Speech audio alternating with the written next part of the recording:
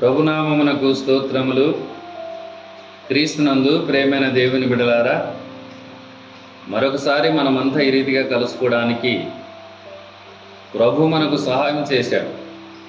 అందును బట్టి ఆయనకు స్తోత్రాలు చెబుతూ ఈ సమయంలో ఒక వాక్య భాగాన్ని మనం ధ్యానం చేద్దాం. సామెతల గ్రంథము 16వ అధ్యాయం 18వ వచనాన్ని మనం చూద్దాం. నాశనమునకు ముందు గర్వము నడుచును, పడిపోవుటకు ముందు అహంకారమైన మనసు నడుచును. బైబిల్ గ్రంథంలో గర్వించి పడిపోయిన వారు చాలామంది ఉన్నారు.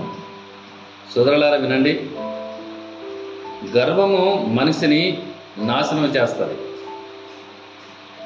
అహంకారమైనటువంటి మనసు ప్రియులారా పడగొడుతుంది.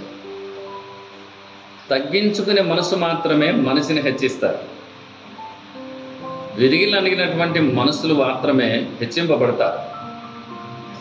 కనుక బైబిల్ చెబుతున్న మాట ఏంటంటే, గర్వపడే వారు నాశనం అవుతారు. అహంకారంగా నడిచేవారు చాలా బైబిల్ చెబుతున్నట్లుగా పడిపోతూనే ఉంటారు. కనుక అలాంటి గర్వము ఉంటే, అహంకారం ఉంటే దాన్ని తీసేసుకొని తను తాను తగ్గించుకునబడి హెచ్చింపబడును అని దేవుని వాక్యం చెప్పినట్లుగా నువ్వు పడిపోకుండా చెడిపోకుండా ఉండాలి అనంటే నీలో ఉన్న గర్వాన్ని తీసేసుకొని ప్రభు ఎదుట వినయ మనస్కులై జీవించగలిగితే నువ్వు ధన్యుడు అవుతావు. అట్టి కృప దేవుడు మనకు సహాయం చేయనుగాక. ఆమేన్.